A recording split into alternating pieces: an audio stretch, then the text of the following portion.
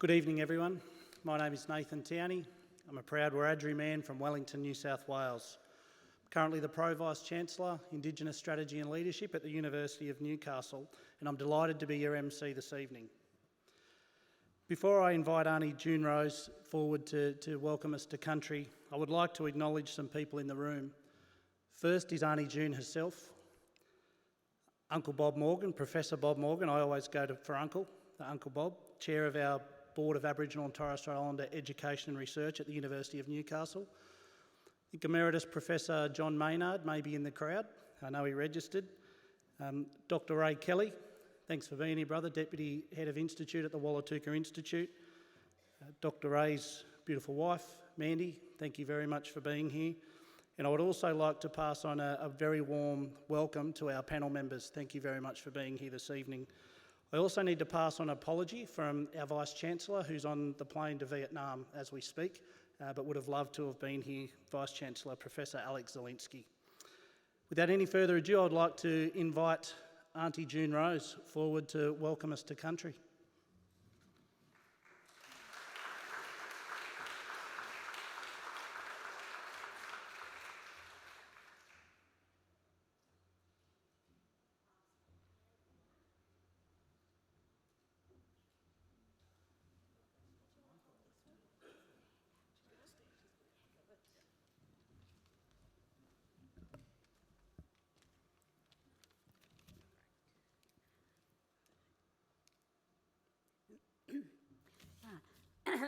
Good evening. My name is June Rose and I'm a Warramai and Awabakal elder. My ancestors lived in this area for over thousands of years. Myself, my children, grandchildren and great-grandchildren still call this country home. I am now 87 years old and I have seen and participated in the ongoing fight for the rights of Aboriginal people. I am honoured to be here to welcome you here tonight and we discuss the next chapter of our country. I hope this chapter will see our voices heard and respected. Thank you.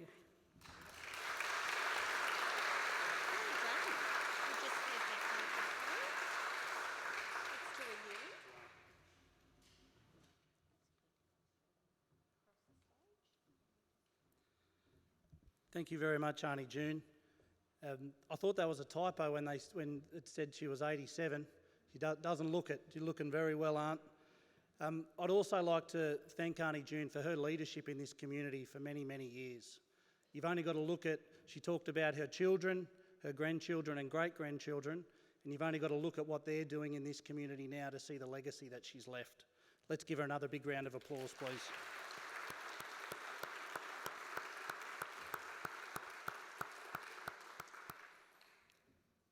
It's wonderful to see so many people here tonight from across many parts of this region and beyond. Thank you to the Honourable Federal Member for Newcastle, Sharon Clayton, for inviting us together tonight to hear from respected community leader Noel Pearson. I welcome you all. The University is very pleased to be hosting this event here at the Conservatorium of Music and ensuring we have an important and meaningful conversation. I'm also very pleased and proud to share publicly that the University of Newcastle is today announcing its support for an Aboriginal and Torres Strait Islander voice to Parliament.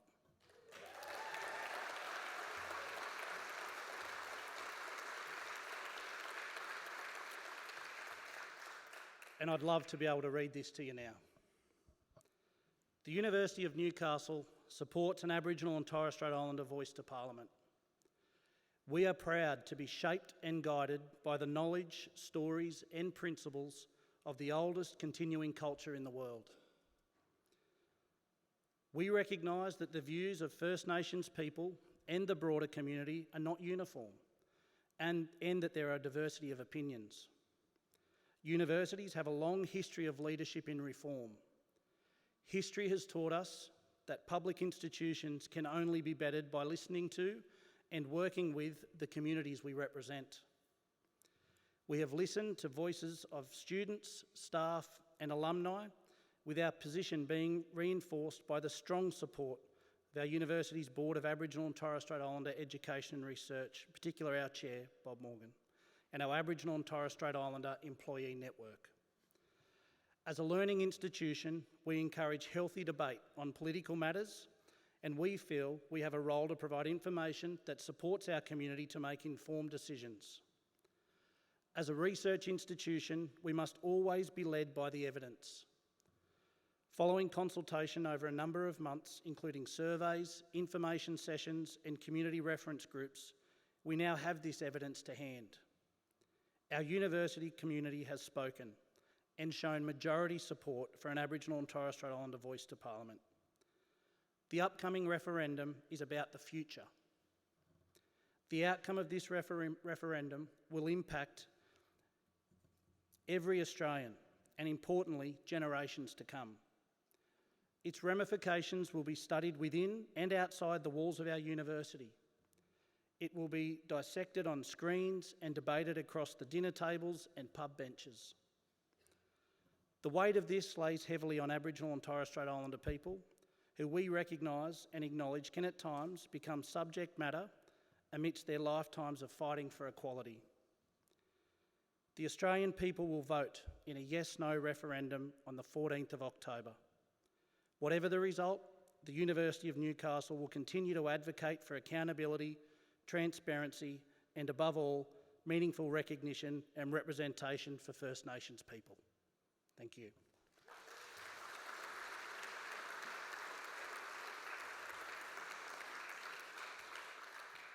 I would like to acknowledge Shani Wellington, who is going to be convening our panel later this evening. Shani played a critical role in the drafting of that statement, so thank you, Shani.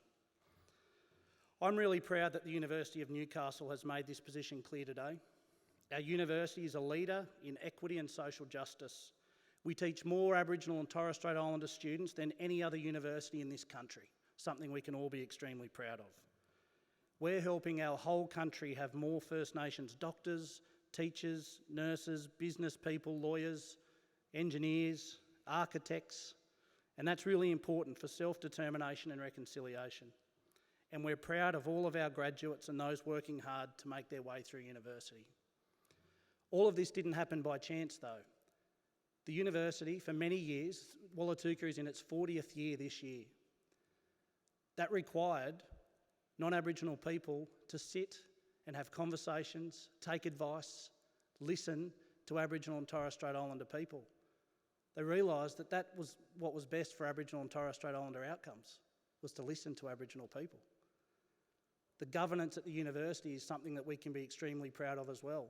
I mentioned Professor Uncle Bob Morgan, who's the chair of our board of Aboriginal and Torres Strait Islander Education and Research, and a really important cultural governance structure for us at our university. They advise the Vice-Chancellor on matters relating to everything that we do at the university that impacts Aboriginal and Torres Strait Islander education, research and engagement. And so when you look at the history of our university and the outcomes that we've been able to produce, it's because of that governance and guidance from Aboriginal and Torres Strait Islander people. So it works. It is now my great pleasure to introduce our keynote speaker for this evening, Noel Pearson. Noel Pearson comes from the Gugu Yimada community of Hope Vale on southeastern Cape York Peninsula. He's an Indigenous Australian, land rights activist and a history and law graduate of the University of Sydney. We can't claim that one. He's chair of the Cape York Group, an organisation promoting the economic and social development of Cape York in North Queensland. In 1990, Noel co-founded the Cape York Land Council and was executive director until 1996. In 1993, Noel acted as representative to the traditional owners in the first successful land claim. Following the Mabo decision of the High Court of Australia, he played a key part in negotiations over the Native Title Act 1993 as a member of the Indigenous negotiating team. Noel's goal is to enable Cape York's Indigenous people to have the capacity to choose the life they want and reinstate the rights of Aboriginal people to take responsibility for their lives. In November 2014, Noel Pearson's powerful eulogy for Gough Whitlam at his state memorial service was hailed on social media as one of the best political speeches of our time. In fact, One media commentator went so far as to say that Pearson is, by a considerable distance, the best orator in Australia. Noel Pearson is a member of the First Nations Referendum Working Group, advising government on the referendum. The working group is made up of diverse First Nations leaders from across Australia who have had long-standing involvement in the process for constitutional recognition. It's been doing this for a long time. As well as this critical working group activity ahead of October's referendum, Noel continues to work in close association with all Cape York regional organisations and the philanthropic sector on issues of economic development, education, health and justice. Please join me in welcoming to the stage Noel Pearson.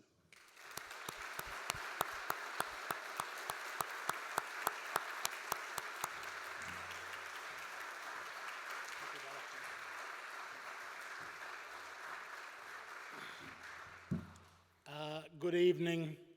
I acknowledge the traditional owners and custodians of this land. I bring greetings from Cape York Peninsula. I'm so very pleased for this invitation. I want to talk about all of the things that will flow from this constitutional reform if we succeed on October the 14th. Because all of my day job over the last 25 years has been directed towards empowering our people in Cape York Peninsula to rebuild the strong things that we had and we lost, and to exploit the talent and potential of our young people. It was 10 years after beginning my work on land rights that I began to think about the social and economic predicament of our people. It had been plain to me for a long time, since I was a teen, that welfare had destroyed a lot of good things about our culture and about our society, all of the strong things that my parents and grandparents had rebuilt out of the ashes of the frontier were shattering. And all of that work of rebuilding families out of those ashes were now in jeopardy because of our economic and social condition. I saw these things play out as a teenager and as a university student in Sydney, and I'd always been anxious about it.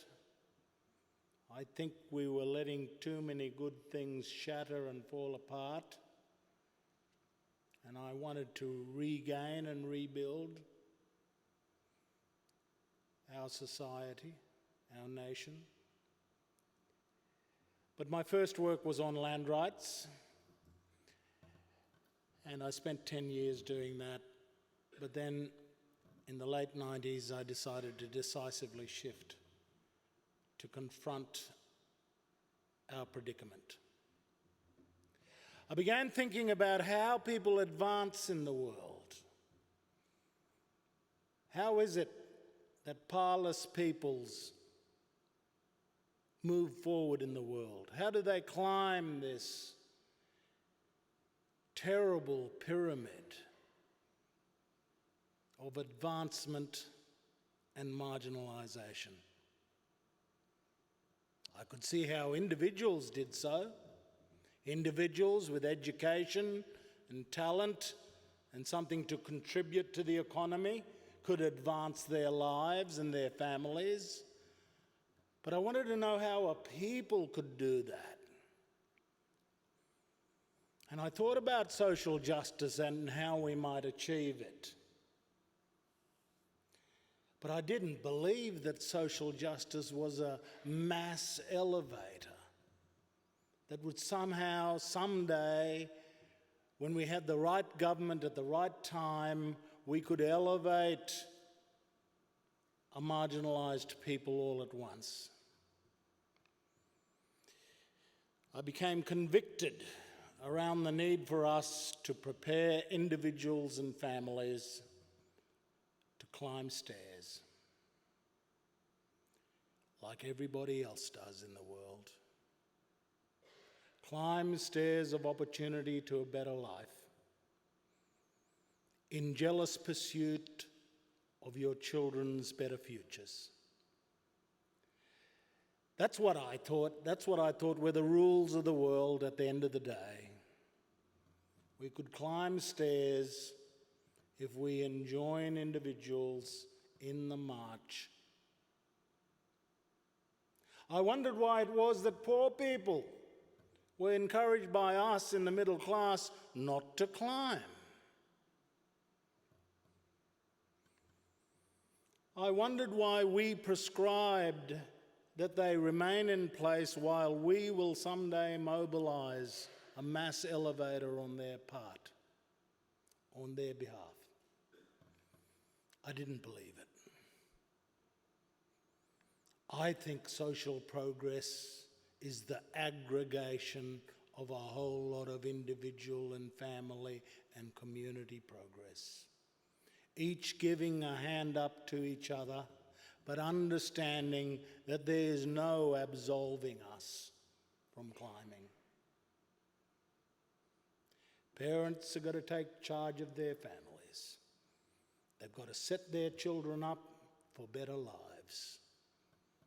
And though we live in a society today that encourages people to stay where they are and to be permanently managed by other people in their disadvantage and misery, we must think past that. We must enjoin the poor and marginalised and the bereft in hope that if they take charge of their lives, if they work together, if they invest in their children, they can have better lives than their parents. So in Cape York Peninsula, we've thought very hard what it is that we need to support poor families. We give up on nobody. We believe in everybody. Most of the world would consider my people a lost cause. But we love them. We can't abandon them. We want for them and their children to have better lives. There's too much unnecessary poverty, too much unnecessary exclusion, too much unnecessary misery. We've got to be serious about helping the bottom million, the million for whom there are no solutions. That admission was made by the Productivity Commission 5 years ago. We don't have any policies for the bottom million. These are the people in perpetual state of poverty who furnish inmates in our prisons and juvenile justice institutions, whose children are in high numbers in the child protection system. I want to break that. Our work in Cape York Peninsula is entirely dedicated to breaking these terrible cycles of disadvantage and exclusion.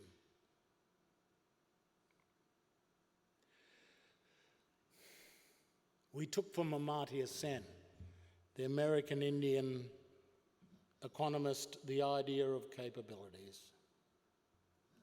We need to build capabilities in order to close the gap and lift our people. There's a lot of talk about closing the gap, but how do you do it? I don't think we do it by service delivery alone. That's the most frequent answer from the Australian social policy scene, but I don't believe it. Man cannot live by service delivery alone. We need other solutions for family uplift and engagement in opportunity. Service delivery actually needs to retreat. And families need to be invested in directly to take charge. We need families to move.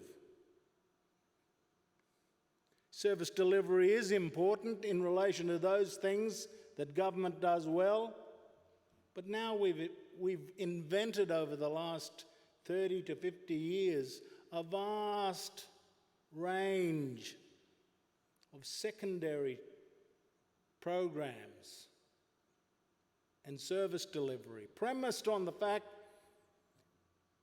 that our primary interventions have not worked and primary support for families is failing. What do I mean by primary? I mean income for the family and its management. You've got to manage the money. The first most helpful thing you can do for poor people is to protect them from the payday lenders and the pokies and the drug dealers and the grog. Get them to manage the meagre resources that they have, because the resources are so meagre. Secondly, get behind their education, show them, however small their own education was, the whole story can change if you back your children. Get behind the health of all the family members. That's number 3. Fourthly, let's have a safe and prideful home. Let's not live in a social housing ghetto. Let's live in a home that we're proud of, that we're invested in, that our children can look back and say, oh, my home was lovely. So we try to do that in Cape York Peninsula, put those 4 pieces of the building blocks together to support poor families. Let's get the fundamentals right. Let's help them in ways that doesn't develop dependency, that shows them the power, that if they take charge and they start climbing, more good things will happen. We never believe in a handout. Every good thing we do for families, we oblige them to put some of their money into. It's all quid pro quo.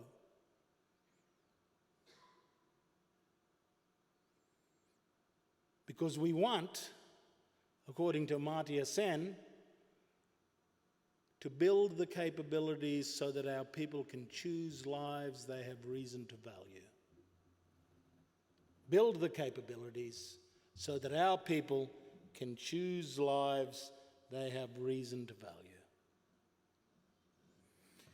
There's 18 capabilities, and every other community will have their own take on this. By the way, when we say capabilities, our formula is opportunity plus personal responsibility equals capabilities. That's the difference between capabilities and opportunities. We add the dimension of personal and family responsibility. You can have opportunity, but if mum and dad are not going to take responsibility for you, you're not going to transform that into capabilities. This might sound like, and has sounded like, to my supporters, right-wing talk, but I don't care about the right wing. I care about us clearly understanding, guys, nobody else is going to do this. Only we are going to change this. So I believe in rights and responsibilities. I believe in trying to tackle our welfare predicament and human rights. And it's one of our biggest problems in Australia. one mob want to go with us on one side of the argument, and the other mob want to abjure that and go with another set, when we actually agree with both sides. We need rights and responsibilities. We need human rights as well as welfare reform. Let me very briefly list, because I don't have all evening, the capabilities that we think we need to rebuild in Cape York Peninsula. We've thought about this long and hard, and we're working on each limb. We're trying to seize every opportunity to advance these capabilities insofar as we're able to enjoin government to focus on our ideas in relation to rebuilding these capabilities. One, lifelong health. We start with the womb. What do we need to help mothers have the best chance with their children? And to start with better health from the womb, right through. And in each of these capabilities, we need to think about what opportunities the family needs of good primary health services, good hospital services, good support services, but also the things that the community is going to do and the family is going to do to match those services. Opportunity plus responsibility equals capability. Two, effective education. I see too many kids and families front up to school. They do their bit, they turn up at very high rates, and they're still not learning. They're doing their bit, the school's not doing its bit. I'm outraged by this. It is so unjust that we tell these kids to turn up every day, and yet they can often leave school without the ability to read. We've got to shake the education system and its delivery up. You can't keep blaming the kids. You can't keep blaming their social backgrounds. We've got to attend to the fact that too many Indigenous kids, particularly in remote communities, do turn up to school. And yet they're leaving school completely unqualified to complete secondary school. The third capability is strong families. It's so obvious for everybody else, but of course we need strong Aboriginal families. We need to rebuild the things that are broken. We need to back the things that are still strong. 4, safe and prideful homes. Well, I've said everything about that. We have a program called Pride of Place. We want to support the family to make their homes beautiful, comfortable, prideful.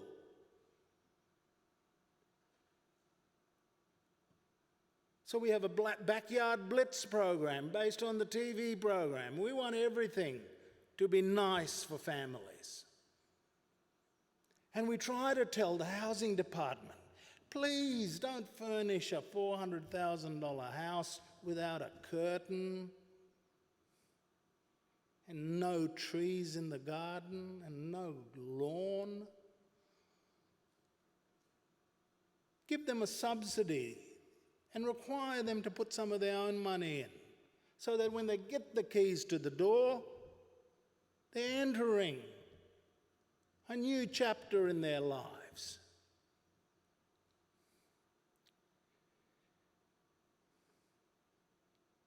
Four, the next thing we need is social norms and justice. We do a lot of work on social norms.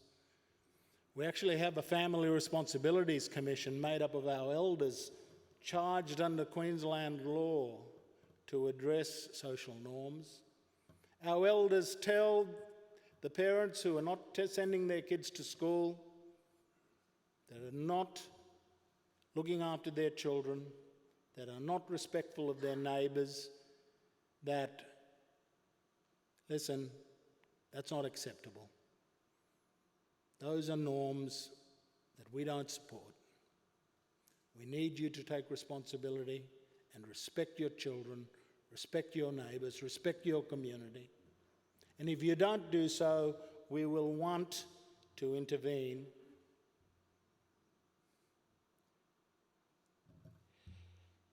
So social norms are very important, and of course law and order in disadvantaged communities is very important. We need girls' empowerment. We have a special focus on girls and empowering them. We also want boys to be specifically looked after, particularly through their teenage years.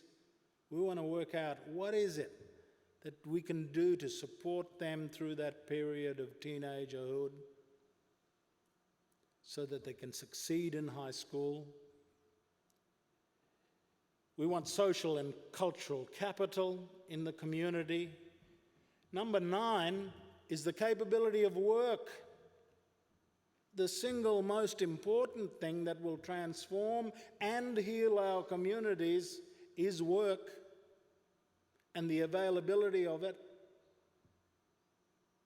If you ask me of all of these things, what is the most important of these 18 things that we're trying to do, I will tell you work.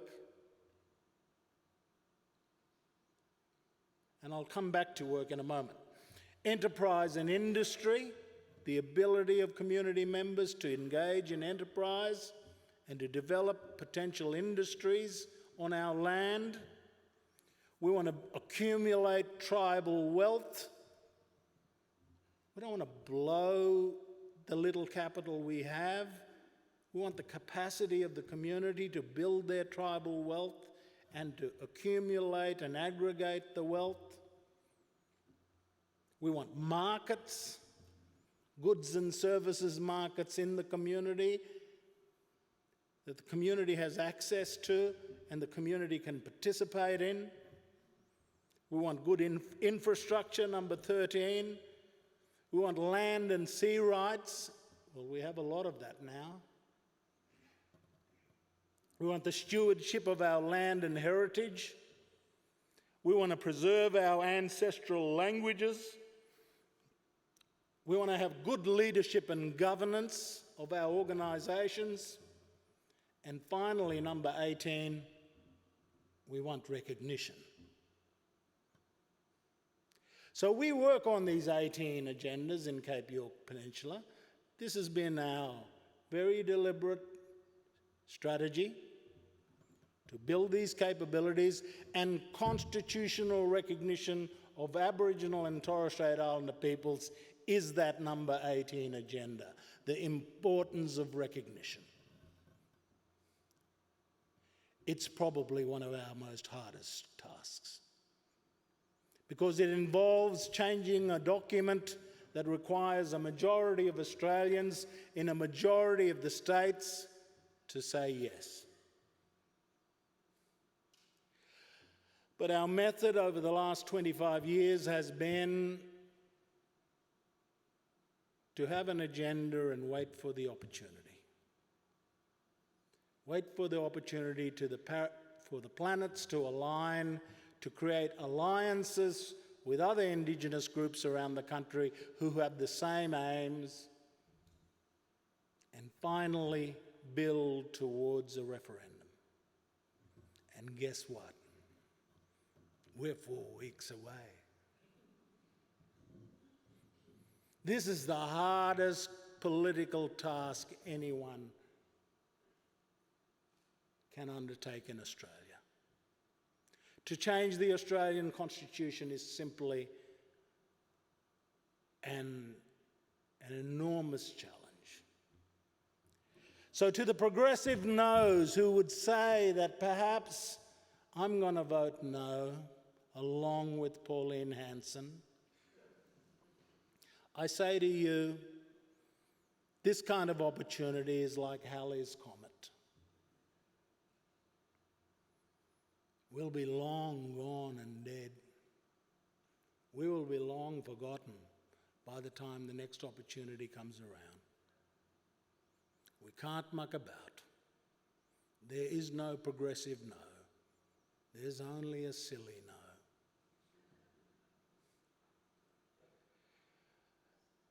Most of the work on the constitutional recognition proposition was undertaken under coalition governments for 9 years. The longest kind of time frame for this is probably 15 years, since 2007. And out of those 15 years, 9 of them have been under coalition governments. We have had every government since 2007 go into an election with a commitment to constitutional recognition. There was bipartisanship until late last year with the Nationals and early this year with the Liberals. Prior to that, they had in their election platforms a commitment to constitutional recognition. I think that we will do this. It's been made harder, obviously, with the loss of bipartisanship. But nevertheless, if we can enjoin the Australian people over the remaining time that this is not a federal election, this is a vote about Australia, this is about moving the country forward, then we have every chance of winning this. We maintained bipartisanship over a long period of time, and it only fell apart with the decision by the Nationals late last year and the decision by the Leader of the Opposition to oppose the Voice. The Voice is extremely important in terms of the practical agenda I talked about. Too much of our agenda requires convincing senior bureaucrats and ministers and government departments and governments of particular ideas that we have to advance the building of these capabilities. And whenever I've had the chance to put another jigsaw piece in place in pursuit of those capabilities, me and my colleagues have ran as fast as we can, have pleaded with governments to support our proposal. And sometimes we've succeeded and sometimes we've failed.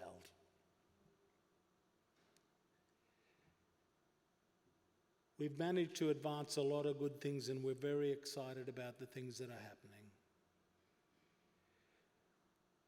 Young people who've been through our education programs in particular, our reform programs in education at the primary level and then advancing through boarding schools in Queensland, have a 94% rate of Year 12 completion.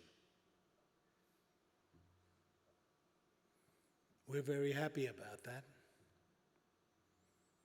But those are the communities that join our reform program and we invest a lot in them and we expect their parents to co-invest with us. That is the kind of success that is at our fingertips. We know what needs to be done. We know what can be done and the results that we can produce. But we need governments to work with us. We need bureaucracies to listen to us. And we need parliaments to hear us. Rheumatic heart disease is an illustration of a problem that we've been trying to advocate for a long time and made no progress with. Something like 2 or 3 children in this country die every week from this rheumatic heart disease caused by rheumatic heart fever in childhood. You have the fever in childhood and your heart is compromised for the rest of your life. All of a sudden in your teens or your 20s or your 30s or your 40s, you suddenly die inexplicably of heart failure. I go to schools in Cape York Peninsula and I see the photos of the little kids in that school who have that condition, who need very, very meticulous follow-up medical treatment when they have this condition, if they're going to have any chance of surviving.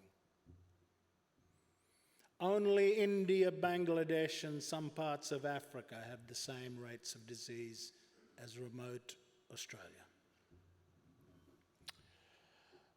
I searched Hansard for our local members' utterances on RHD. I did this in August.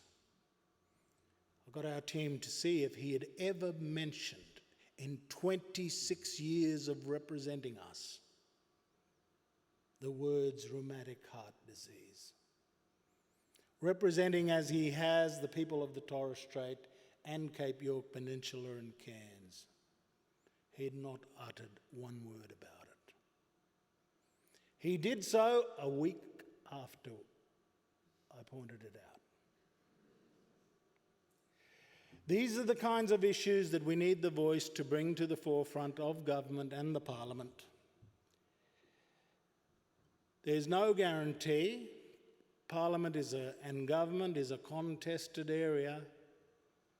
Everybody's trying to get in front of the bureaucrats. Everybody's trying to get in front of the ministers. Everybody's trying to get their business in the cab rank for legislative change.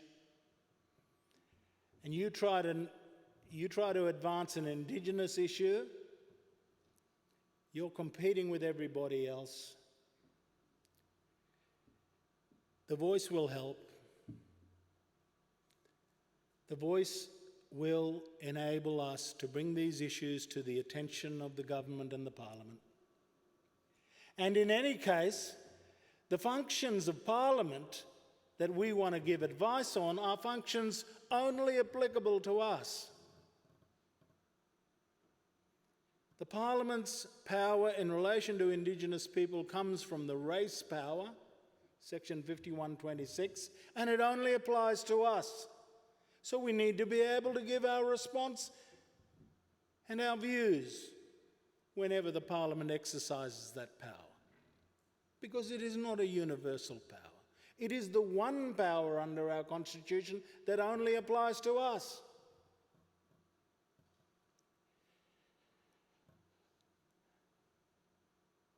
The case for a voice is absolutely clear in my view in terms of the practical impact.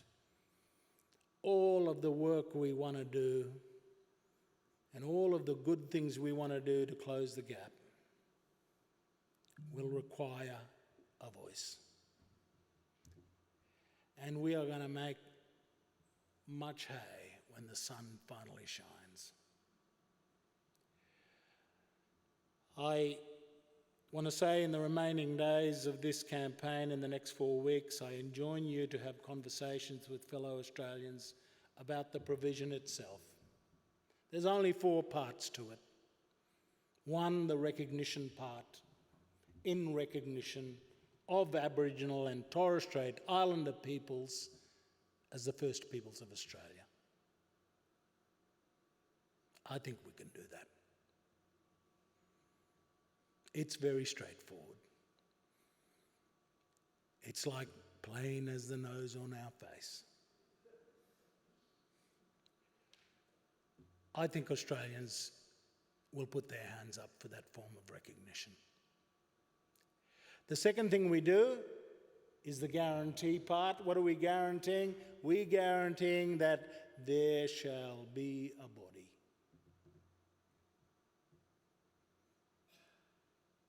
The rest of the sentence is to be called the voice. But the guarantee is that there shall be a body. It's up to Parliament to decide what kind of body, what's the laws, what the details are, how it's constituted. That's Parliament's job. But what the Australian people will be saying via this amendment is, there shall be a body. That is not a discretion of the Parliament. That is not a discretion of the government. That is an imprimatur from the Australian people. When we pass this referendum, the Australian people will be directing the Parliament and the government that there shall be a body. What's the purpose of the body? That's the third part. The purpose is that the voice may make representations. And making representations is like Democracy 101. It is what everybody does in a democracy: individuals, groups, organisations, companies, lobby groups, environmental groups, business groups, mining groups. Everybody makes representations. And we know the deal about making representations, and it is this: that they'll listen to you, but they're not obliged to follow you. We give it our best go. We make representations. That's how a democracy works. We make representations to the decision makers that we've elected, and we try to put our best case, our most persuasive case, our most sensible case. But at the end of the day, the Parliament will decide whether or not they will listen to it. There's all kinds of conjurings been made about this process, right? Most of you are my generation. So I'll say this. Remember the Gary Larson cartoons of the 90s? My favourite was the dog outside the window with the sleeping cat on the bed, and Mrs. Holstein kind of rigid on the bed, and the dog is going, "Put the cat out, put the cat out." Sorry. I kind of think that people think that these representations from the voice are going to have some kind of magical effect on the decision makers, and they're all going to start acting weird, as if they don't know how to say no. They're going to forget about the ability to say no. God knows they've been saying no for a long time. So make representations. Professor Anne Towney, formerly of Sydney University, said, it's just normal democracy making representations. And what about?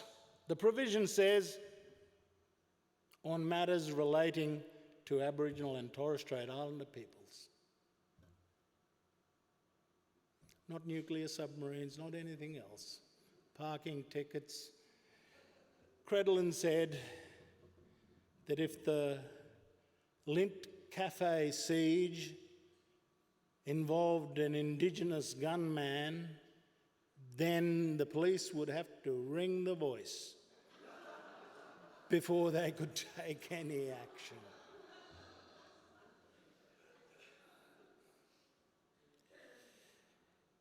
And there have been controversies, all kinds of just nonsense controversies generated around the scope of the advice.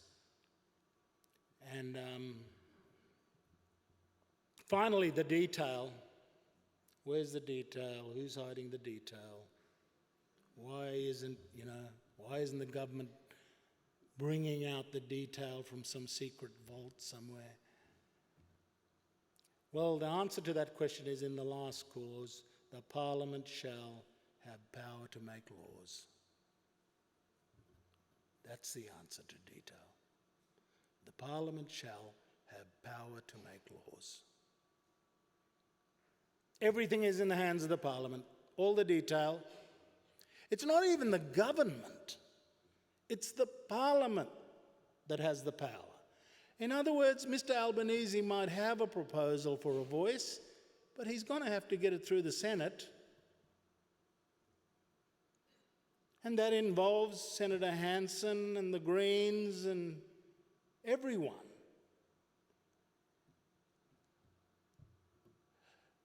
This controversy that we had, I'm not sure whether we're through it or, about detail that ran for a long time, ignored this fact that the Parliament shall have power to make laws, including in relation to composition, functions, powers and procedures. That's the whole box and dice. The Parliament has power in relation to the whole box and dice to do with the voice. Let me just say, I've reached the limit. The ABC is constructed under a constitutional power. The Australian Broadcasting Commission Act was passed in 1932. And then it was amended in 1942, and then in 1983 they scrapped it and put in new legislation called the Australian Broadcasting Corporation Act. That is what Parliament does all the time. That is how our Constitution works. Our Constitution gives a head of power,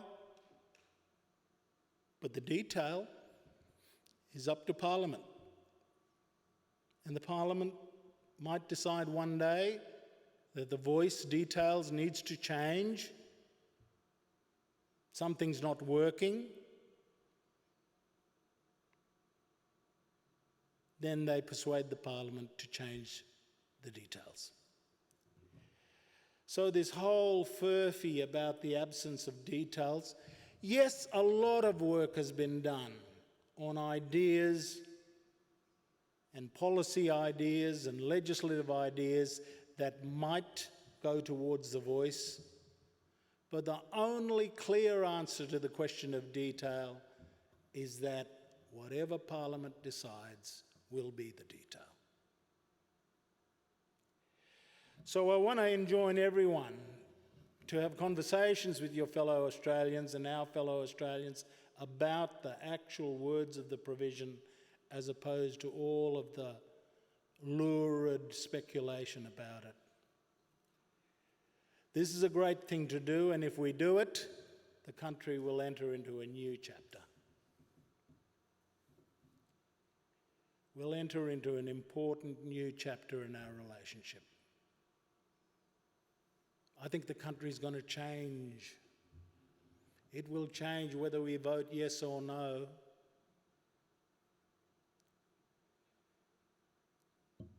Only yes can build a new Australia, starting with the words we, the Australian people.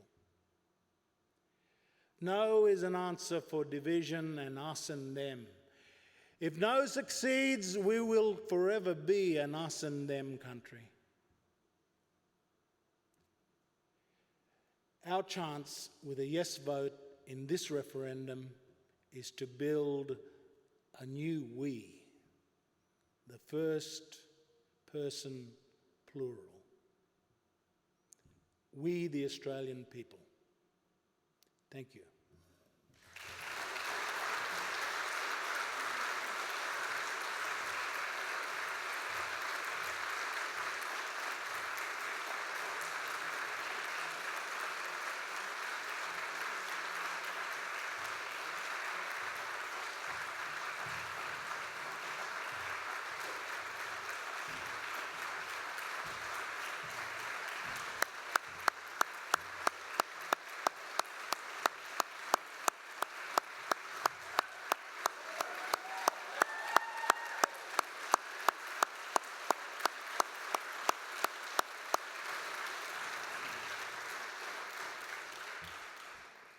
Wow. Good luck to our panellists following that. Only joking, Cum, you're going to be great, mate. Noel, on behalf of everyone, thank you. What came through really clear to me was that word capability. As a dad, Archie, who's 9, 10 on Thursday, and Charlotte, who's 6, I want to provide opportunity. I want to build responsibility into them. What I got is that we should want for others what we want for our own children. Everyone should want that. That's what a community is. That's what we should all strive for as Australians. Unfortunately, not everyone has been able to have the same level of opportunity. And when opportunity has been provided, it doesn't necessarily come with responsibility, therefore capability. This is a chance for us to disrupt some of those power dynamics that have been in place in this country for far too long. And this, on the 14th of October, we as an Australian community can leave a legacy for generations to come, and that is very exciting. Thank you, Noel. Let's give him another round of applause, please.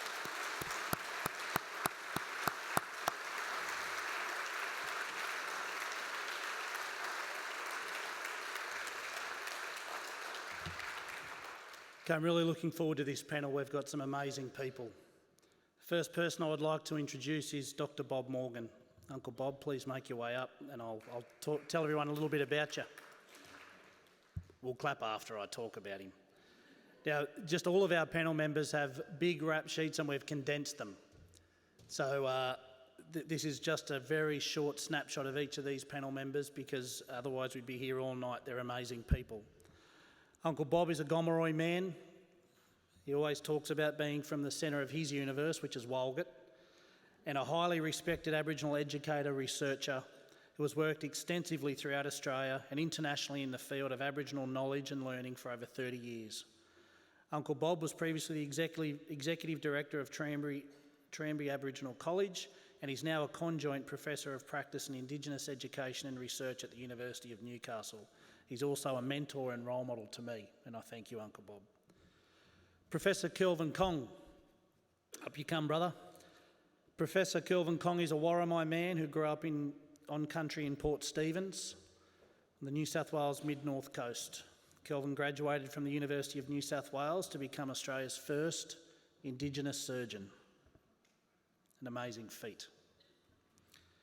Next we have Kamara Kelly. Kamara Kelly is a Pumalong woman and CEO of a Wabikal local Aboriginal Land Council with a history of Aboriginal activism and achievement spanning generations. Also, Auntie June's granddaughter. When we talk about legacy, he's one of them. Let's give our panel a big round of applause.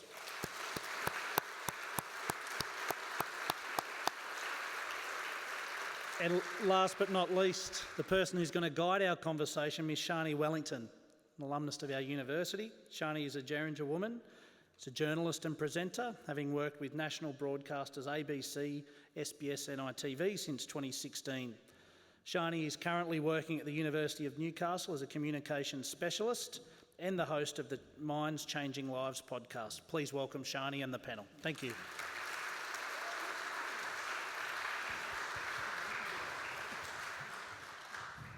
See, I'm not silly. That's why we put him on the panel, because I knew he was going to do that. Then we'd have to follow him. Let's have another round of applause. That fella's my boss, or a big one if we can, for Nathan Towney and for Noel Pearson.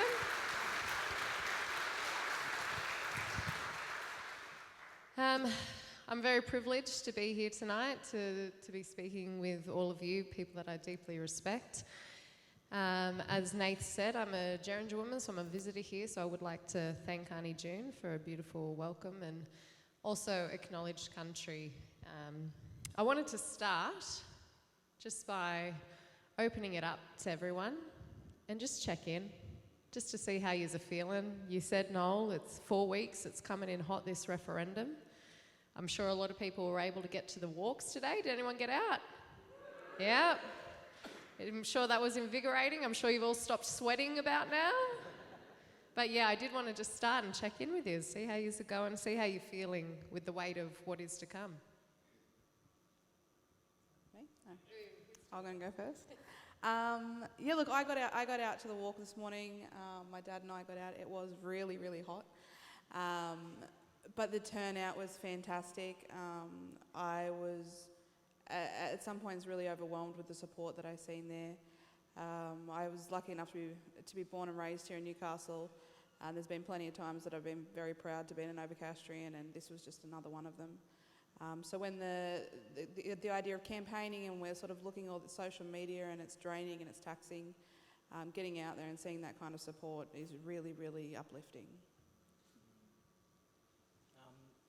What a beautiful day. I didn't get to the walk today because I was up at my country, one of my country. It's been quite taxing, to be honest. There's a lot of conversations. I think in the space that I work in, the conversations can be quite robust and quite difficult. But I'm quite uplifted every time I'm around colleagues who are sitting on the fence or not sure, and after a conversation are really determined to help get this across the line. And I think that generosity and that willingness to partake and help in this space is extremely exciting. And for me, looking in the past, in what my family personally been through, it's really nice that I wish my grandmother, I wish my mother, I wish my grandfather were all here to see this difference. It's somewhat disappointing with some of the mass media in how they're portraying the swell of enthusiasm that we actually have. And I really hope that certainly around my spheres of friendships and colleagues, that this gets over the line, because it's really exciting for us. Yes, Shani, I'm excited about the possibilities. I am a prisoner of hope, and I believe fervently in the spirit of Australians, that come the 14th of October, as Noel has observed, this country will commence a new journey. I think it will be a journey that will be defined by young people. And it's ironic for me that we're going to the polls to vote on a referendum which is essentially about the future of youth. But I'm buoyed by that, because I see so many young people that are committed to change, that they know our country deserves better. So I know that we will harness the potential and the capabilities of young people. Some people, this will be the first time that they vote. And I'm inspired by that. I'm also inspired by some of the elders in our communities that we should often turn to and seek advice and guidance about the type of world we want to create and the type of world that we want to bequeath to those that follow. I think one of the fundamental flaws that we've developed in the way that we've constructed our world, that we've embraced this intoxication with instant gratification, that it's about now, rather than thinking that we're just mere custodians of those that follow. So it's incumbent upon us to ensure that we leave the world in a far better place than we inherited. So that's what the voice says to me. I'm totally convinced that come October the 14th, that the country will make the right decision, in spite of all the naysayers, in spite of all the denials that have been publicly announced. We will make it happen. And I want to say to Noel and to all the people that have been public about the need for change, that it is their effort that young people will remember, that the next generation will look back and thank those that led took the opportunity to dream and to create a new world for all of us. Beautifully put.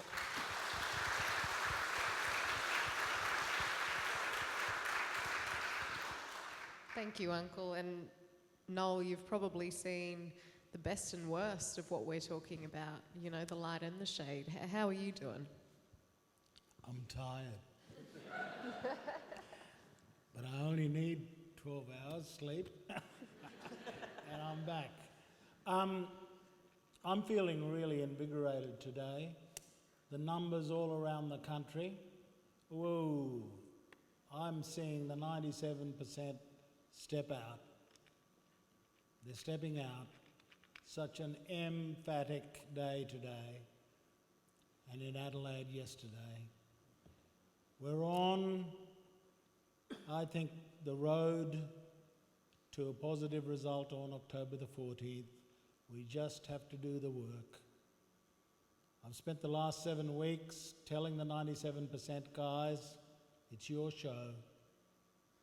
We're only 3%. We need you to own this. We need you to take charge of this. And the volunteers that have come out in very, very large numbers, we are now by far the largest volunteer campaign in the history of the country. And we're still getting...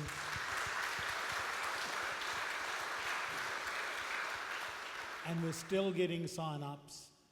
And I think the result this weekend with the walks has really buoyed me, because it's telling me that the 97% are out there.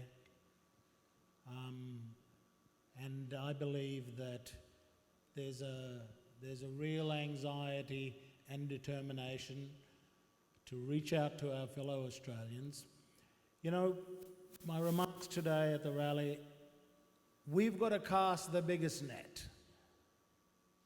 We've got to cast the big net of we. That is the one that encircles everybody. Now, just because there are people who will vote no, we shouldn't think that we're not doing it for them too. There were no people who were saying no to women's suffrage 100 years ago in South Australia. But the people who pushed the reform, who won the reform, they did it for everybody, including the people who were resisting the reform.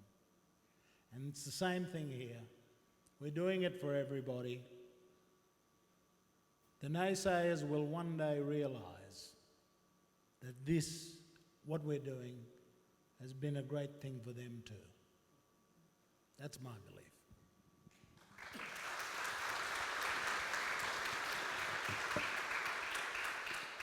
Kamai, I wanted to go to you, sister. You did speak a little bit about, you know, getting emotional and feeling that swell of support, and it seems like a really key theme here is talking about young people, talking about children and the future. You're a young black woman. Is that a driver for you to think about the future and what ramifications come for our young ones that comes out of this? Yes. I think today, as I was sort of walking as a part of the march, there were two sides to that. Is that I thought about how many marches have been held in our country, being led by Aboriginal people, fighting in the streets for all kinds of political change.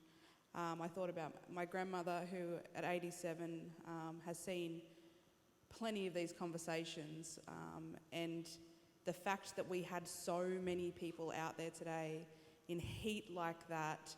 They were loud and they were, you know, signs. It was so overwhelming to me that I got to be a part of a movement that was actually so broad and so many people wanted to be a part of.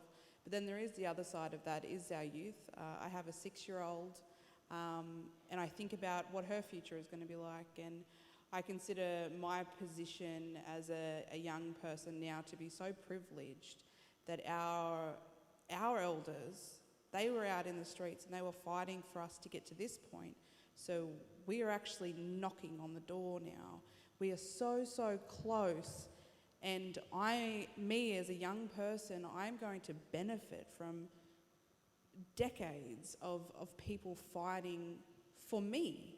They were fighting for me, and I'm reaping the benefits of that. So I need to continue that fight for my child and her children and so forth, because that's, as Aboriginal people, I feel that's our cultural obligation to our future, the protection of our lineage and the betterment of the lives of our communities. I feel so overwhelmingly happy that I get to be a part of this time in history.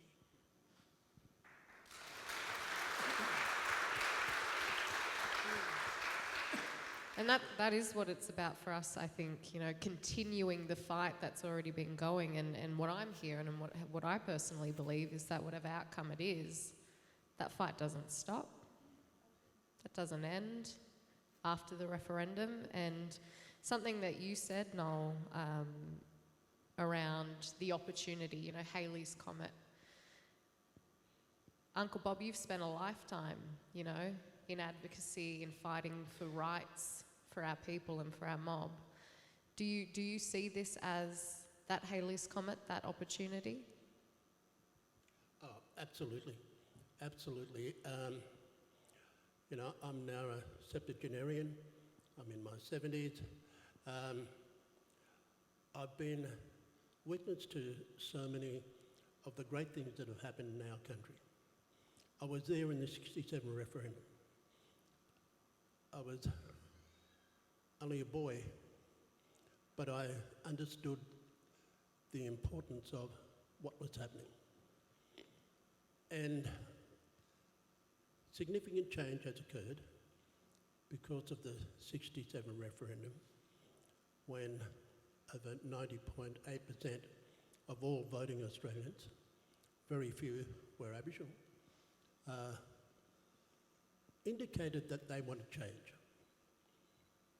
I still believe that there is still a significant number of Australians who still yearn for the time that our country can really take its place on the international stage as being one of the most just and noble societies that we can create. It's not going to be easy. Nothing that is ever worthwhile ever is. But I think it's incumbent upon all of us to at least demonstrate that we want something better than what currently exists. That our country can no longer drip feed hope. We need to embrace hope. We need to enjoy our common humanity by celebrating our cultural diversity. I don't want my two great-grandsons to ever have to experience what I've experienced in my life. I come from Walgett. I lived for the first 10 years of my life in a shanty on the banks of the Namai. And it's why today I suffer with a disease called bronchiectasis. It will kill me one day, I know that, unless there's a really good doctor next to me. But I know the reality that we're faced with in our country. A few weeks ago I was in Arnhem Land. The week before, Noel and others were at Gama, working in a little community of Kappawiak. And it was amazing, the resilience that exists in those communities, that in spite of everything that's been chucked at us, the greatest achievement of all our achievements is the fact that we're still here. And we need to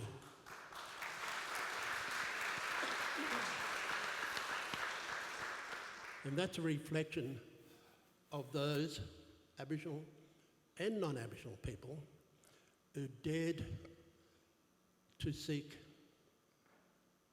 justice, where sometimes justice is very hard to locate. A friend rang me today and said, "What do you think all the old fellas that have gone, what would they think about the voice?" I said, "They'd be smiling. They really would be smiling. And they're here. I feel the presence of all those that have struggled in our country to make our country the place that we can all be proud of. Their presence is here. It never disappears. It's always here." So I guess as a person, believe it or not, in my younger days, when I was actively engaged in the marches in Sydney and other places, there was an afro on this head. Pictures. And I'm not saying anything other than I don't want to sway those young ones that are full of energy to go out or to go out and just believe in change and fight for change, because we owe it to each other. If there's one thing that I've learned over the years, is that we're social animals. We need each other. It's a part of the evolution of our species. So embrace change and those that are going to be allies in our fight for change. There'll be others that will swim in different currents.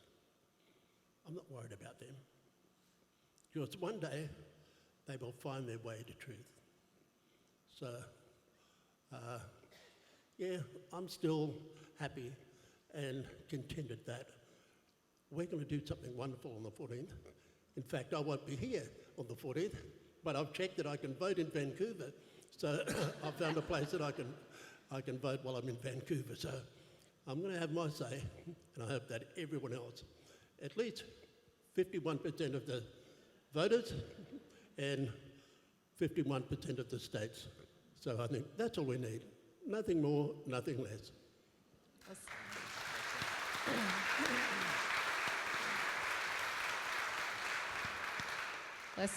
Let's do that for Uncle Bob. Don't let this man down. Far out. Have a listen to him. I did want to make mention too that this, amazing doctor to your right is actually our National NAIDOC Man of the Year, Person of the Year. And I think that deserves a bit of recognition.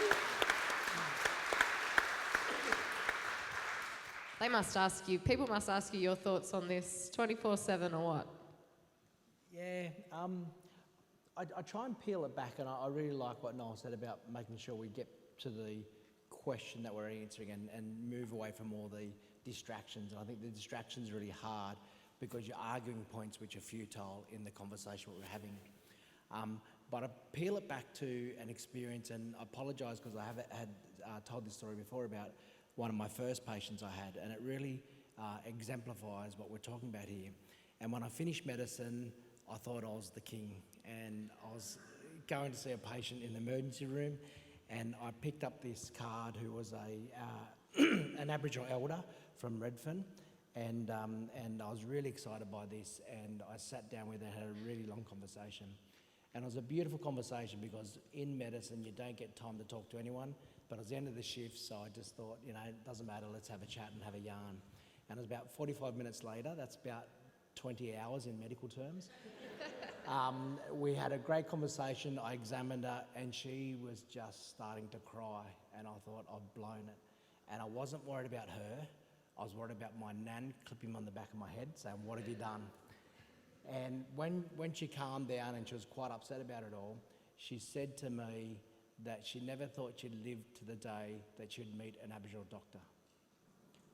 And for me, I learned about, and when I think about this conversation when I met her is as vivid in my head as my firstborn child, as that distinct in my memories, because I learn something from it every day. And particularly this conversation, I learned a lot about this because she didn't know me at all. She didn't know who I was or my family until after that conversation. But it really strikes me that this is a lady in her 70s that has never felt safe going to a hospital. In her 70s and never felt safe going to hospital. And so her whole life, when she needed medical help or needed some attention or needed some assistance, there was nowhere to turn. And she went to places where she felt violated. She went to places where she felt quite taken aback. And for her to meet someone that actually understood her and would listen to her and hear her concerns and not have to explain everything was a huge deal. And coming back to the question of what we're talking about here, it's about how do we make sure that these voices are listened to so we understand the issues better so that we can actually do things better. And when I'm convinced, and I'm really proud to say that the College of Surgeons is emphatically supporting the yes vote, and I think that's a huge deal for us in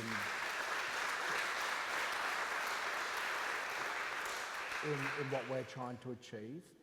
And I think a lot of that, and I think getting over the line of that, is how frustrated, and I apologise for our bureaucrats in the room, when you're trying to make surgical decisions and you exclude medical people out of the conversation. It is so frustrating because a lot of the solutions are quite pertinent, a lot of the solutions are quite easy accessible, and a lot of the solutions are actually there and you're actually advocating for your patients.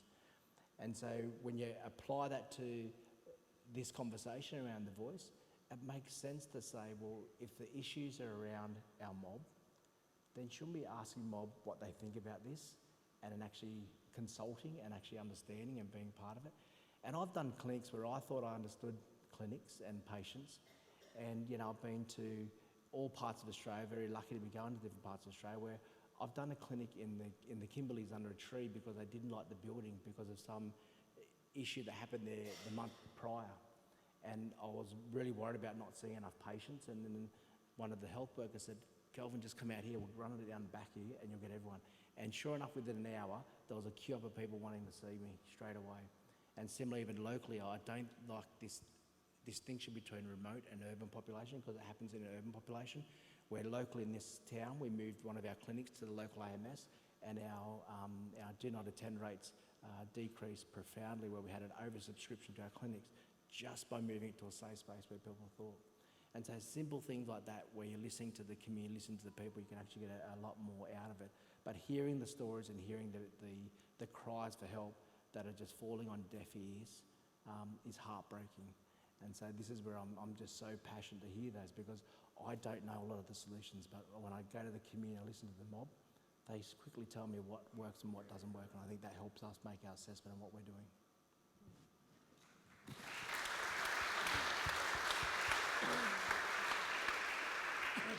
And Kelvin, that's such a powerful story, and I think the reality is that woman's story isn't isolated. There are many people that can relate, and there's been so much work being done to decolonise these systems. It happens in healthcare, it happens in business, it happens in every sector, right? And we have been talking about, misinformation and things like that, and I want to get your thoughts, Kelvin, but also everyone. We heard from Jacinta Price this week in a National Press Club address that she said that there were no ongoing impacts of colonisation. And this is what we're up against. What are your thoughts on that, Kelvin, when you are hearing these stories, you're living that reality of trying to make hospitals safe for people when there's this rhetoric out there that none of that exists in today's age? I think first and foremost is move away from the distraction, and that's obviously a distraction because we know that's real and that happens. I think the hardest part in that is coming back to understanding the base and moving away from the point scoring. This is not about politics, and I really stress that when I'm having this conversation. This is about knowing whether or not you believe that First Nations or Aboriginal and Torres Strait Islander people in this country deserve some recognition in our constitution, be enshrined in it to make sure that we have a permanent voice no matter what the parliament is. And as Noel said, the beautiful thing about this is that the Parliament actually make up the decision about how that's going to be. So if we don't like that, that's our own political system that we need to change. And so that's a different argument again altogether. But I think when I hear some of the other stories that are coming there, I think we need to be very diplomatic. I don't think it's about attacking the person that's saying these things. I think it's ensuring that they have a better understanding of what they're saying, but also making sure that the conversation is actually kept to the plane of what we're talking about here. And so when I hear those stories, I know they're not true. I deal with this with so many patients all the time, and it's heartbreaking. We know the effects of all the policies that still affect our people to this day. And what you don't probably realise is that even more so is that our everyday advantages that we're seeing are actually stacked against us. So I would challenge Noel to keep your plan in saying that 94% of getting through high school is just the beginning. It's that next stage, and so that staircase that they're creating is actually one part of it is making sure they know where the staircase is.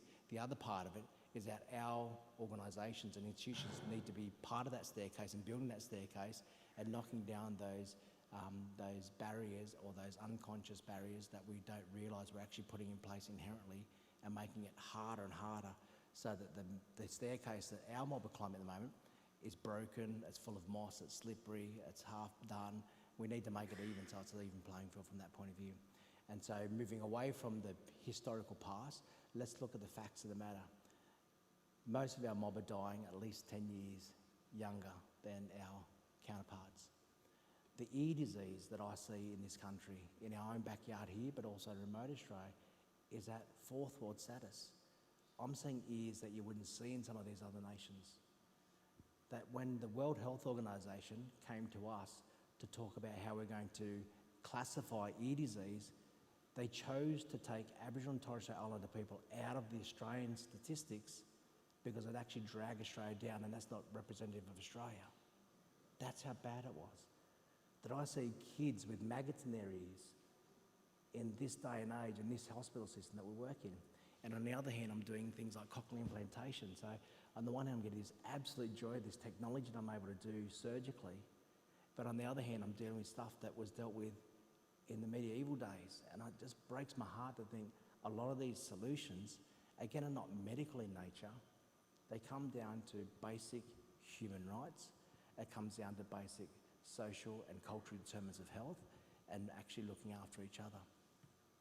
And the catch to all of this, which we've never mentioned in this debate yet, is that when we get it right for mob, it actually benefits everyone. So when I tackle these ear disease in some of the most impoverished communities with the most horrible diseases, when I get it right, all of my community benefits. So my local community here and all the people who are getting the access to private health know that they're going to get the best experience at hand because we've dealt with the worst ears, so a simple ear is no problem at all. And that's really reassuring for them, and patients have actually said that, and it's a reality of that. And so even when we build those structures in place to make sure that's right, everyone benefits. So all of Australia benefits from us getting this right in a whole magnitude of ways, economically, socially, culturally, but most importantly, being together as one is just so important. And I see that we talk about our kids, when my kids go to school locally here, the pride they have is just incredible and immeasurable.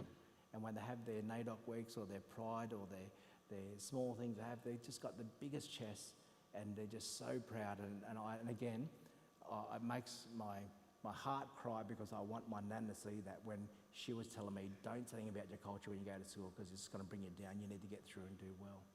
And it's just heartbreaking, that difference, but we're changing. And this is again going to be that next step. And I even challenge that maybe there's going to be even more challenges when we're post October 14, and that's okay, because we're all in this together then, and that's really exciting. Absolutely. Yeah.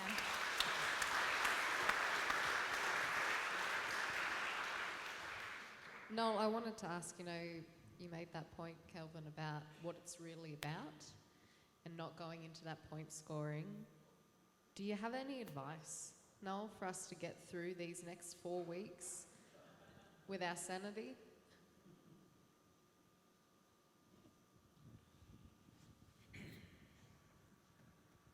My advice is inconsistent with my own behaviour.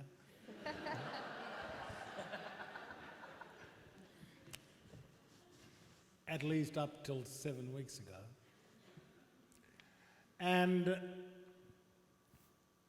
I had to think about how do we change the minds of people.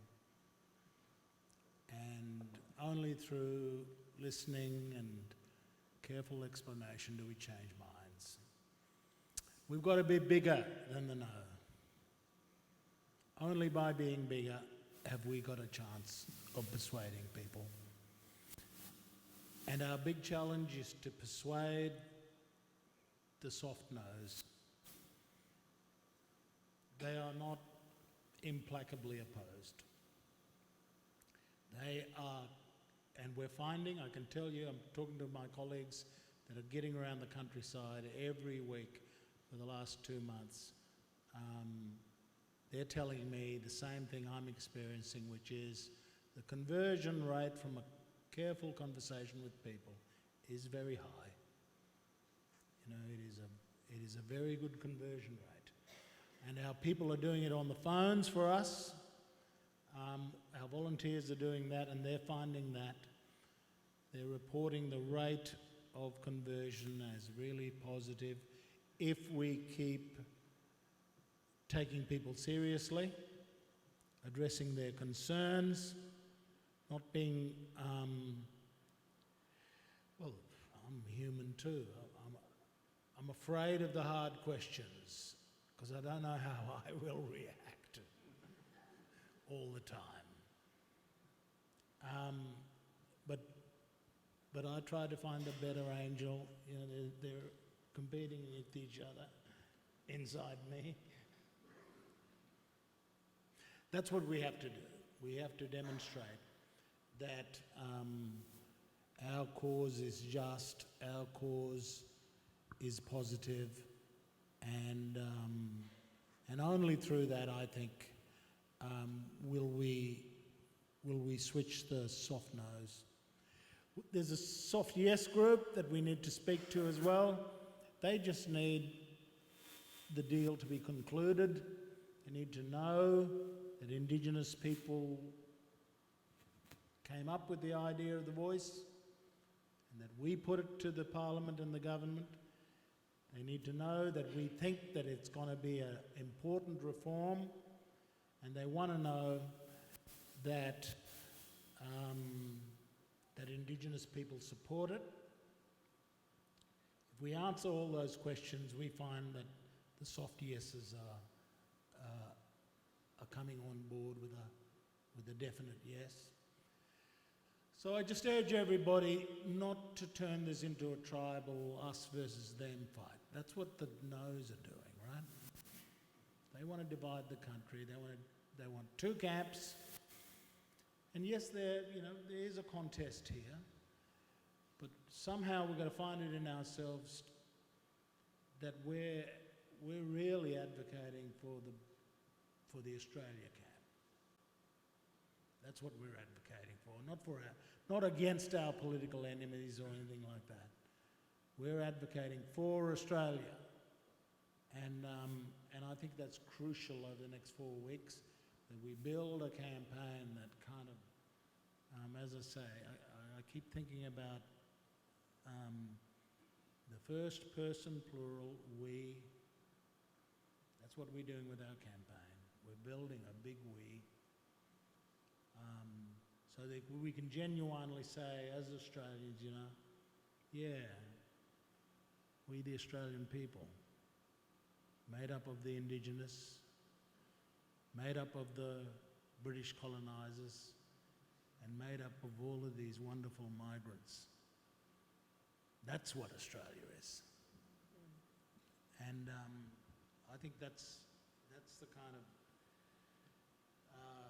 message we need to put out there over the next 4 weeks. I reckon that's pretty good. I think that was a really beautiful way to hear about the possibility of what a post-referendum world could look like. On that, I would like to thank everyone for their time on the panel, but now we're going to go to questions from you, Mob. We do have a roving mic at the moment, who's going to, so if we wanted to put up our hands, if you did have a question, we've got Chris and Christy here, if there was one that you wanted to give to the panel. Don't be shy.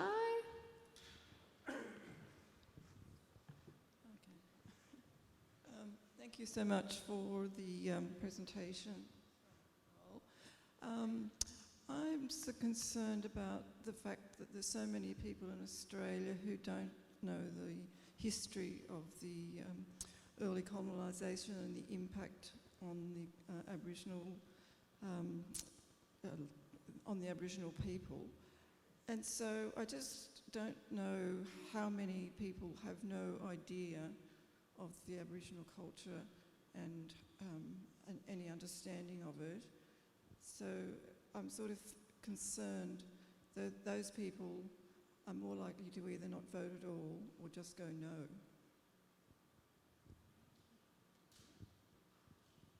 I can go. I think that is true. I think that there are a large portion of non-Aboriginal people, Aboriginal people, and all other kinds of races that are unaware of the history and the impacts of colonisation and genocide and displacement and dispossessment. My biggest concern is that I think that regardless of their knowledge of that, if they're a hard no, they're a hard no. Because there are people that are unaware of our history in its fullest sense, but still recognise that in today's day and age, we as Aboriginal people deserve a voice. If there are policy decisions being made about us, that we deserve to be at the table, we deserve to give advice on that. So while I do think that is a big concern that people don't understand the history of our country, I think it's futile for us to try to teach them now. We need to put our focuses around the future of how we teach our history, but also showing people that regardless of how we were treated in the past, what we need now is this voice. We deserve this now, regardless of any history, regardless of any invasion, any oppressive policies. We as Aboriginal people are disadvantaged, and if you're making decisions, policy decisions about us, then we deserve to be at the table. I'll challenge a different view to that. I love history, and I love challenging people when they're unsure of history. And I think sometimes it's really important for us to break it down for them to understand. The hard thing we have is the time paucity in making them realise that. And there's many easy things you can do to really demonstrate the bias that you have. If you don't actually understand your own bias, then you're never going to be able to be persuaded in one way or the other. And so it's really trying to point out the bias for them. And so, with the College of Surgeons, for example, we did a lot of work around the history of colonisation. We did a lot of work around sexism and bullying within our institutions. And most people that didn't understand it had never actually experienced it. And I think sometimes it's really nice to point some of these things out. And if I've got time, I'll give you an example of that for this. Does anyone in this room think they're sexist? Anyone? So all the which way we go here? If the guys stand up, every guy in here stand up, all the guys stand up. Now, of all the guys standing up then, none of them actually think you're sexist in this room. How many of you in the morning when you get ready for work, look in the mirror and say, I look good, I'm going to have a great day? Sit down if you do that. Not many. So then how many of them would change your mind then if you're thinking, say, if you're thinking from you can sit down now, so the females stand back up now. So now the girls stand up for a sec. And so the same question to you guys, and then you can sit down if this is not applicable. You get ready for work. You may even think about it the night before, because you've got to get 100 other things organised. You think about what bag you're going to wear, what shoes you're going to wear. Then how many of you, and you can sit down if this doesn't happen to you, then start thinking, hang on, I'm on a panel tomorrow night with Noel. I can't wear a skirt on the stage. I'm working with that guy who looks down my blouse. I can't wear that top that's going to go down. I need to wear something up high, or I'm going to wear a scarf. How many of you go to work and think, I'm going to be working late tonight, and I've got to think about where I'm parking because I've got to think about where the lights are for security? How many of you think about, shit, I've got to worry about dinner, I've got the kids to feed or friends to feed and blah, blah's coming over, and I haven't even thought about that? Have any of you not thought about that yet? All the guys who stood up would never have thought about any of those things at all. Yet this is another layer of the different biases you have. Now, that's not saying that the guys that are standing up don't think that they're not sexist, but their inherent unconscious bias means they don't even think about these things that you guys are thinking about. And so to understand that then changes the way in which we actually teach our medical students and the males and females and think about the different things that we have to experience in them. Sit down. So a very simple example of just unconscious bias that you see in that space. And so the same thing happens with race, and when you do this and this is I did a very simple example because when you bring race into it, it's a fun game. Can I just add that I think if you look at history internationally, every country that has been colonised in some way or other, they have this collective amnesia. They really don't know the history. And it's only when they become aware of the history do you really see change start to occur. So there has to be some really tough conversations, particularly in our schools. And I think we underestimate the brilliance of children's minds when they are exposed to truth. So it's incumbent upon all of us to have these difficult conversations, not to shy away from those difficult conversations, but to embrace truth. And there's enough evidence around the world to show that when the tough conversations were had, then those countries could transform itself and become better. They've had constitutional recognition in Canada of the 3 distinct Indigenous groups in that country: the Inuit, the Métis and the First Nations. I think it was 1986 when constitutional recognition was given or won in Canada. Well, the sky hasn't fallen down in those countries. Constitutional recognition also exists in other Indigenous contexts. And nothing alarming has happened to change the substance of those countries, except to make them better. So this is what the 14th of October will mean. It will mean that we will confront history and that we will be prepared to own it with all its warts, because we want to bequeath those that follow a better world. There's not rocket science in this. It's just about our common humanity, understanding that we can do this, that we can move beyond this collective cognitive dissonance where people are wedded to one particular truth in the absence of evidence. I found it quite nonsensical for a person in our parliament to be saying that we haven't suffered the impact of colonisation in this country. I don't understand where that logic comes from. It doesn't enrich our country. It in fact divides our country.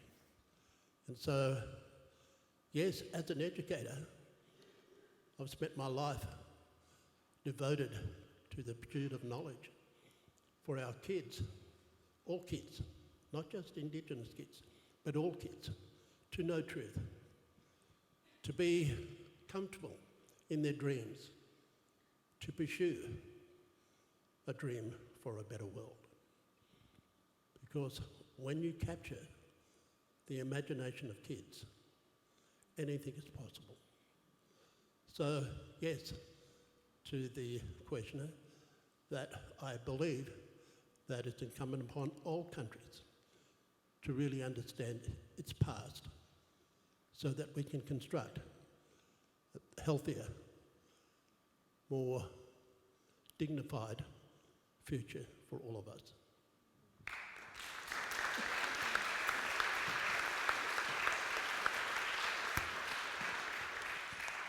And if all that fails, gently remind them that you want to know who does know about blackfella history? Blackfellas. So just vote yes and give them the voice to make decisions about things that they will be impacted by, if the other stuff doesn't work. Do we have another one? We've got one at the front. One of the regular sticking points that the progressive no constantly brings up is Indigenous self-determination, and that the voice doesn't allow for Indigenous self-determination. It brings in more government intervention. How does the voice actually empower Indigenous determination?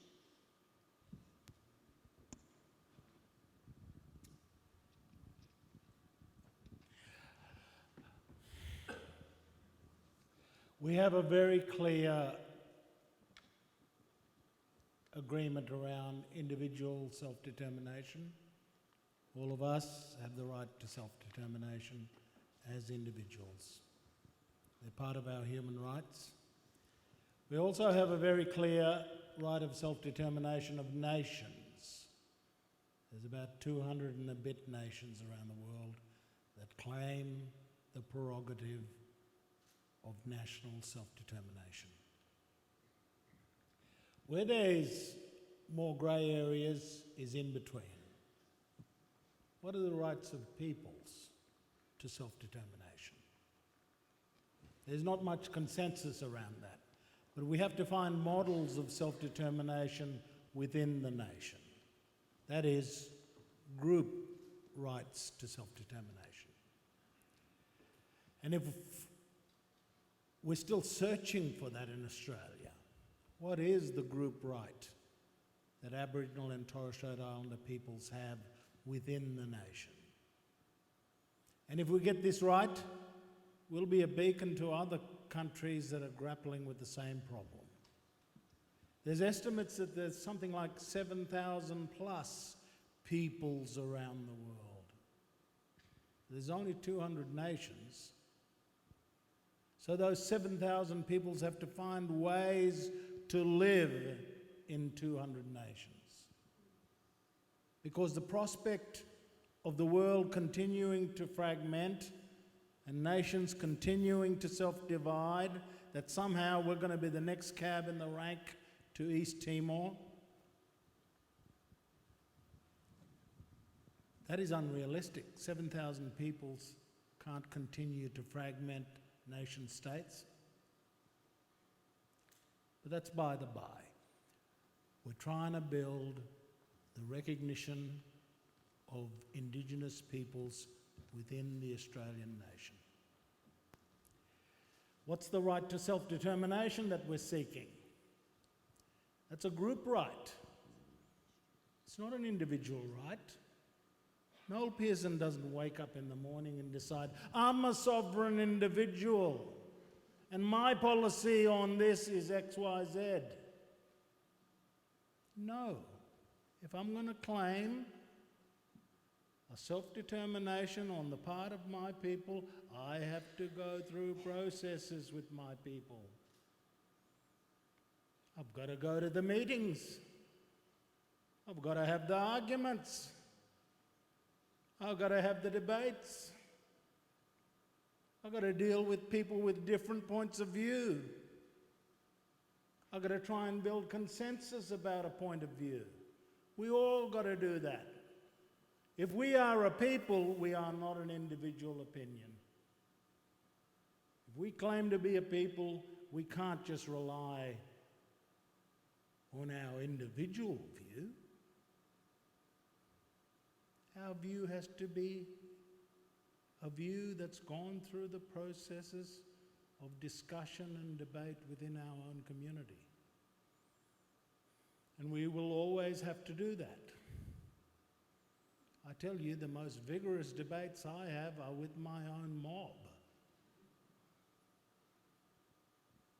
And we all have to do that.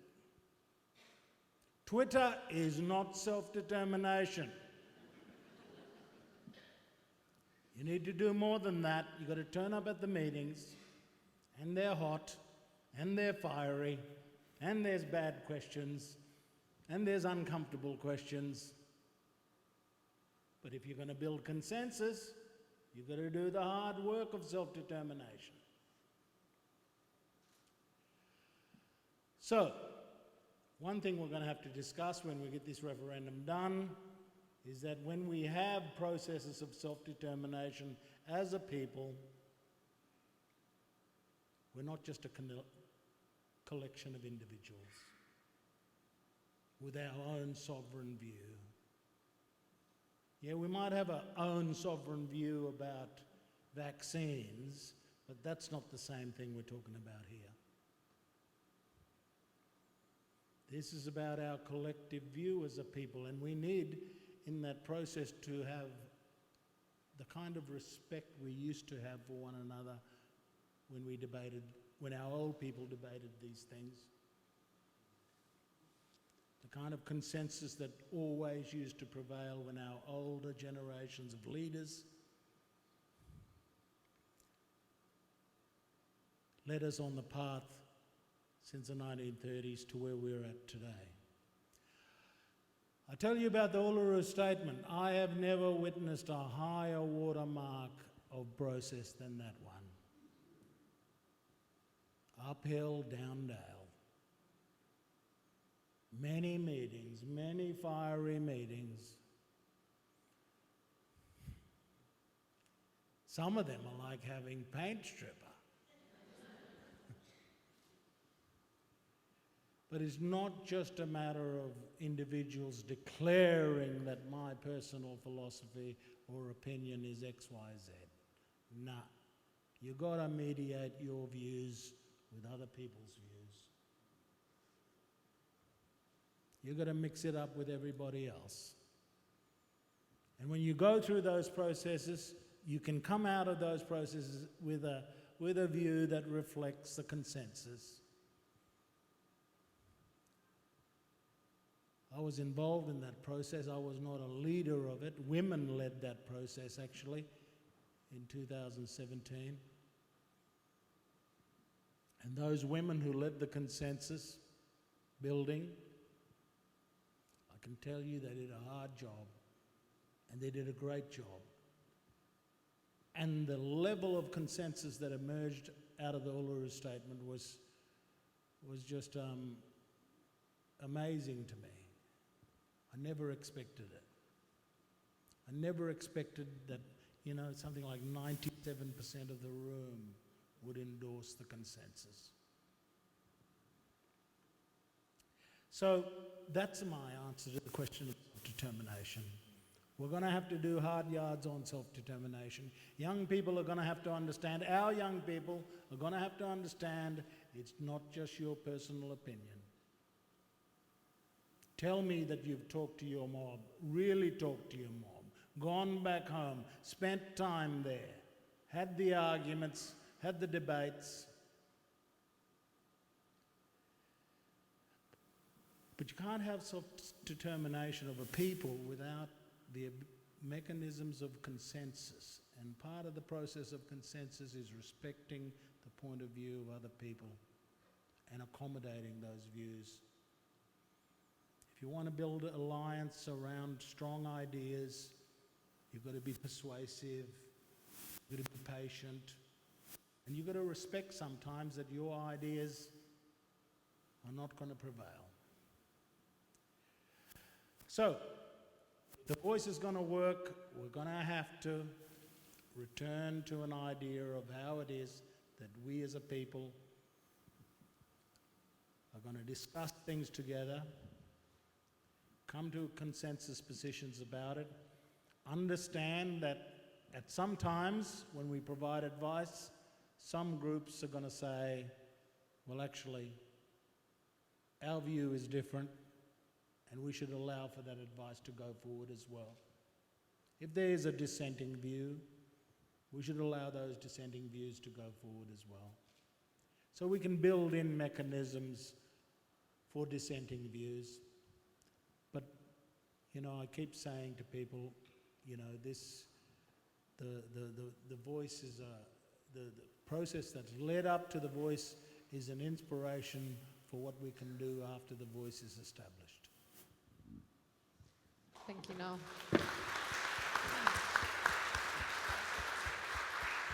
And thank you for your question. Unfortunately, we are out of time, so I just want to quickly thank our wonderful panel members for speaking so honestly, bringing your lived experience here tonight and sharing that with us, and for everyone here for showing up to the meeting. Really appreciate it.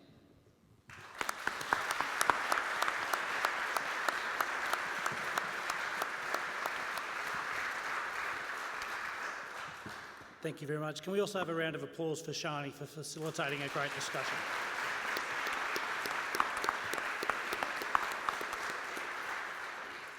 So I reckon you fellas can just stay there. I don't think our next speaker will mind.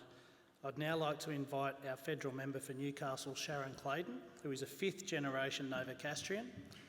She's an honours graduate in anthropology and, before entering Parliament, worked in remote Aboriginal communities and the community-based disability services sector. Sharon is also a leader that I admire, and I know that our panel admire. Thank you, Sharon, for your leadership in this space. I know as an Aboriginal person living in this community, it gives me great pride to be able to talk to my family members who don't live in Newcastle about the person that we have going to Canberra on our behalf. Please make Sharon feel welcome.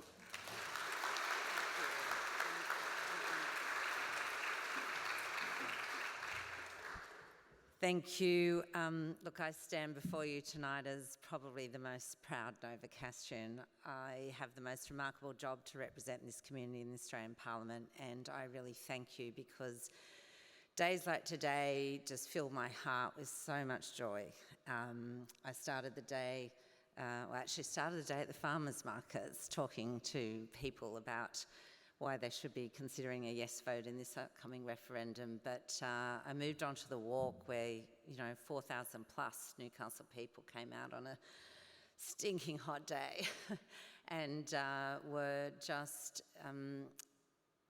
they did what I have been asking people to do for a while now, and just saying, you know what, if you're part of the 97% and you really want to be a good ally, you've got to step up to the plate now. There is no time to sit back anymore. This is the pointy end of a really, really long process. You heard tonight so many aspects of those stories where there's been 15 years of conversations, hard work, consensus building, lots of argy-bargy. It broke my heart that we didn't get bipartisan or multi-partisan support for this referendum. I can promise you a lot of effort was put into trying to bring that to being, but it just couldn't be. But I want to break history. I really want to let young people know that we are a mature, thinking nation that can contemplate something beyond the argy-bargy of politics. And I know that might sound a little ironic being a politician standing in front of you, and it's my bread and butter. But I think there are plenty of people from all political walks of life who are standing up to support the yes vote now. So it doesn't belong to any one camp. Noel, everybody has been absolutely right in that regard. So I feel incredibly inspired today, and I hope you do too. I do want to give enormous thanks, firstly to Noel, who is I don't know that he has slept for the last few months, but like he, I don't want to wake up on the 15th of October and think, could I have done something else? So I'm, sleeping's cheating for the next few weeks, but I'm going to talk to you a little bit about how you can get more involved as well. I want to thank Arnie June Rose. you have been part of my life for a very long time now, and we in Newcastle are so fortunate to have leadership from... I was just sitting there thinking, I've got your beautiful self, Dr. Ray Kelly, Kamara sitting on the stage, 3 generations of one family who've been a really important part of my early education and training, and I take total responsibility for all faults, so you are not responsible for things I get wrong, of course, but so many people in this community have been really instrumental in my education, and so I am deeply filled with gratitude for that. Professor Kelvin Kong and our NAIDOC Person of the Year, you know, when you're not saving lives, you're inspiring us to all be better people. So thank you for that. Uncle Bob, enormous respect. You have played a critical role in the education of generations and generations of Australians, and we are truly grateful for that. Shani, you are a fabulous, fabulous woman to have facilitating this discussion, and all the work you are doing, we are really grateful. Nathan, the university has really just soared under your leadership. We are really flying high, and this is a university that I don't know about you, but when I found out that the university was going to support the Yes campaign, again, I was filled with pride, because it intrinsically sits with our values in this city. You know, this is a university that was born of community. It didn't come in fancy sandstone blocks and big endowments from wealthy people. It was born through people like yourselves who made financial contributions, who went and lobbied to have this happen. It came from a community will. And that's what Newcastle does so well. That's why I know there will be a yes vote in our city. But our job is to ensure that it is a massive yes vote that happens in this city. And so on your seat, I believe, there are postcards that have been distributed that give you some pointers as to how you can get involved in the campaign. I think that the really important thing that's been a repeated message tonight is it's the conversations that you are going to have with members of your family, with your neighbours, with your workmates, with, you know, people in your sporting clubs. Because when people don't know, they turn to people they trust to find out. And so, although there's a ridiculous slogan going around about if you don't know, vote no, the real issue is when you are unsure, it's time to learn a bit more. And that's when you got to reach out and you go to those people that you trust. So you have a responsibility to be informed, and then to be able to talk to those people that you care and love, a part of your worlds, to talk to them, because that means so much more than any words uttered by any politician. And trust me, I sit and listen to people like me all day, every day in Parliament, and I know the value of that, of truth coming from someone that you love and trust. It means a lot. So there are many, many ways to get involved now. You can get a yes sign for your fence or in your garden. I was at a beautiful event last night for Hamilton Childcare Centre, and these little young Aboriginal kids come up to me and said, "We're playing a new game now." And I said, "Oh yeah, what's that?" And they go, "Well, every time we go driving around with Mum now, we count up all the yes signs we see on the fences, you know."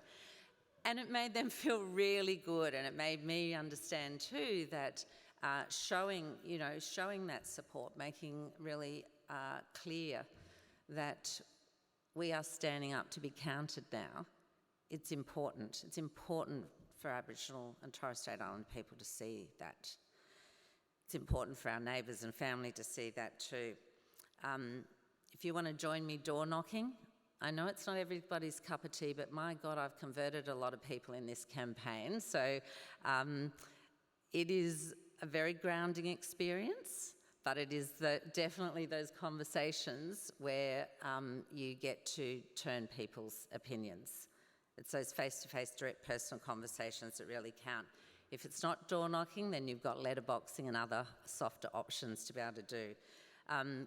We're making thousands of phone calls every week. We're door knocking thousands of homes. So feel free to join. You can also start volunteering. We're all pretty fixed on the date of the 14th of October, but can I just tell you, people will start voting here on the 3rd of October. There will be 3 early voting centres, and if our voting patterns in past general elections are anything to go by, people are going to turn out early. And so we need to be not having a sleep until, just the day before the referendum. You've got to be talking to people right now. And that means it's just a matter of, less than 2 weeks now, I think. I've lost my count on when the early voting starts, but we'll have a centre in the Newcastle CBD. We'll have an early vote centre out at Wallsend and another one in Mayfield West. So I know we can do this. I ask you all to sort of really double down on your efforts now. This is our responsibility now. And I saw Vicky and John Maynard's son as I was walking in this evening, and John unfortunately couldn't be with us this evening. But those of you who were here a couple of months ago now when John made a presentation, and he talked about how his grandfather, Fred Maynard, had been calling for a voice, 100 years ago. So why wouldn't he be up here supporting a voice now? I just thought I have a great deep sense of gratitude for those people that have come before us. I really feel the weight of that responsibility right now. And I want you to all feel it too, because this is a once-in-a-lifetime opportunity we've got to make amends, to take the first step to do that. And there's a lot of young people who are relying on us, older people, to do the right thing now. So please join us, get involved.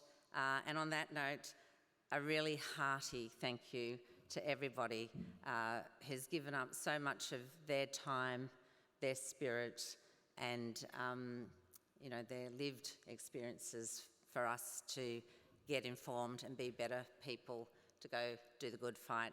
Join me in a big round of applause one more time. Thank you. Thank you.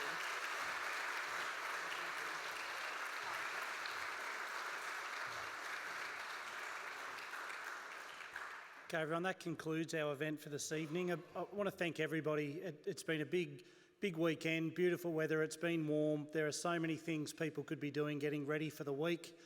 The fact that you've all chosen to come and listen means a lot, so thank you very much. There are a few people I just want to thank. I want to thank Christy and the team here from the Conservatorium, Sharon and your team, thank you very much. Lou Morrissey and the Marketing and Comms team from the university, and also Ellen and the Vice-Chancellor's Division at the university. This evening couldn't have happened without you, so thank you very much. Can we give them a round of applause, please? And lastly, I'm going to ask our panel members to stand and come to the front of the stage, not too close, just this side of the speakers. Turn around and look that way, and I would like everybody to stand up for us, and let's get an amazing shot in this amazing conservatorium.